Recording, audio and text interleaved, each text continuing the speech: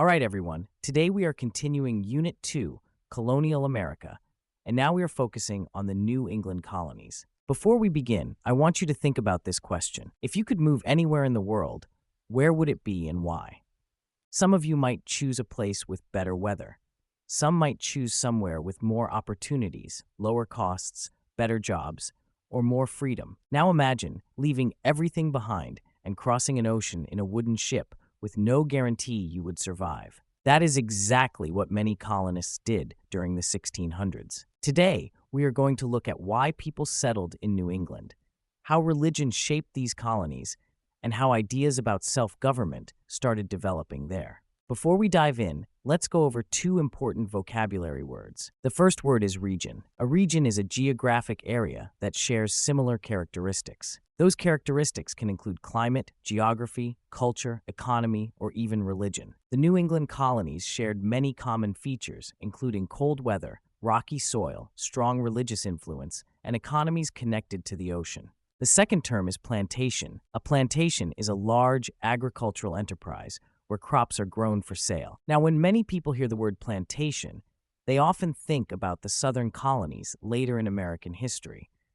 Plantations were less common in New England because the geography and climate made large-scale farming difficult. Now, let's talk about which colonies made up New England. The New England colonies included Massachusetts, Connecticut, Rhode Island, and New Hampshire. These colonies were heavily shaped by religion, especially by groups seeking greater religious freedom. Let's begin with Plymouth Colony. Back in England, there were people who believed the Church of England was still too similar to the Catholic Church. Some wanted to completely separate from it.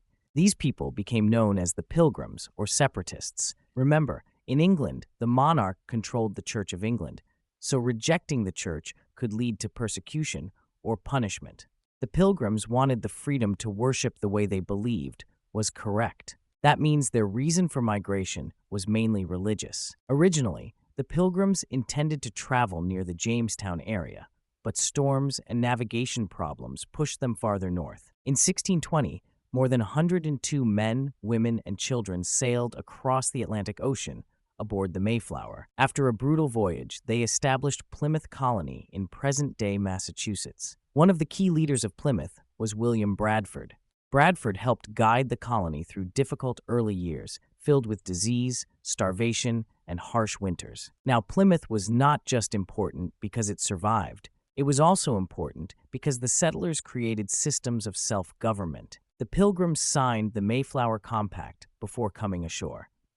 This agreement stated that the colonists would work together for the common good and follow laws created by the community. That idea of self-rule becomes extremely important later in American history. Now let's move to the Massachusetts Bay Colony. Another religious group called the Puritans arrived in New England in 1630. Unlike the Pilgrims, the Puritans did not want to completely separate from the Church of England. Instead, they wanted to purify it by removing what they believed were remaining Catholic influences. That is actually where the name Puritan comes from. They wanted to purify the church. The leader of the Massachusetts Bay Colony was John Winthrop. Winthrop believed the colony should serve as an example of a proper Christian society.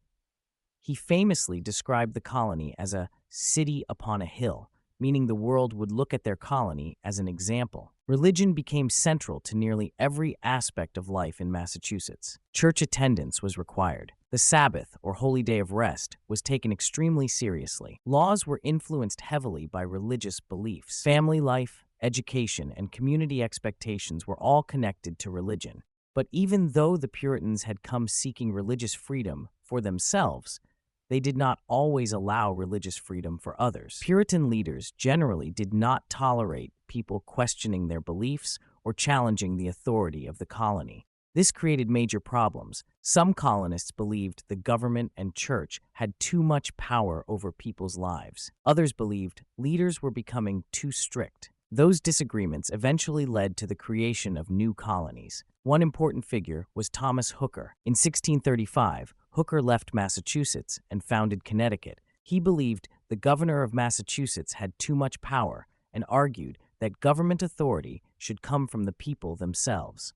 Hooker stated, The foundation of authority is laid first in the free consent of the people. That idea is incredibly important because it reflects growing beliefs about democracy and self-government. Connecticut later created the Fundamental Orders of Connecticut, which is considered the first written constitution in America. This document established a representative government where leaders were chosen by the people. Another major figure was Roger Williams. Williams believed the church in Massachusetts had too much power over government and individual life. He argued that government and religion should be separate. That was a radical idea at the time. Because of his beliefs, Williams was forced out of Massachusetts. In 1636, he founded Rhode Island, which became known for greater religious freedom and tolerance. Rhode Island became a place where people with different beliefs could live without the same level of religious control found in Massachusetts. Another important figure was Anne Hutchinson.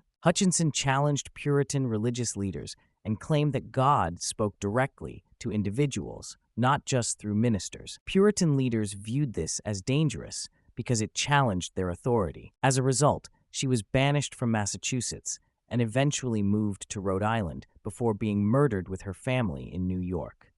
These events show us something important about New England. Even though many colonists came seeking religious freedom, conflicts still emerged over who had the right to define religious truth and control society.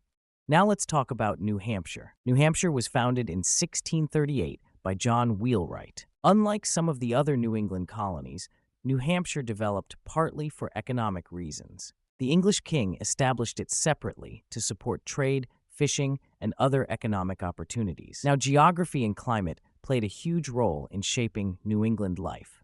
The New England colonies had a cold climate and rocky soil that made farming difficult. Unlike the southern colonies, there were not many large plantations because the land simply was not ideal for large cash crop agriculture. However, New England had other advantages. The region had dense forests, swift rivers, and natural harbors. The forests provided timber, animals for fur, and resources for building. The rivers helped power mills, and the natural harbors made trade and shipping extremely important. As a result, New England developed industries connected to the ocean and forests. Fishing became a major industry. Whaling became important as whale oil was used for products such as lamps. Shipbuilding thrived because timber was plentiful. Trade expanded throughout the Atlantic world. Fur trading also became an important source of wealth. So while farming existed in New England, the economy relied much more heavily on commerce, trade, fishing, and shipbuilding than plantation agriculture. As we study the New England colonies, one thing becomes very clear. Religion shaped nearly everything. It shaped laws, education, politics, family life, and community expectations. At the same time, New England also became an important place for the growth of representative government and other ideas. Ideas like self-government, written constitutions, representative assemblies, and government by consent all began growing in these colonies. Those ideas would later play a huge role in the development of the United States. The New England colonies may have started as small religious settlements struggling to survive harsh conditions, but they helped lay the foundation for many of the political and cultural ideas that still influence America today.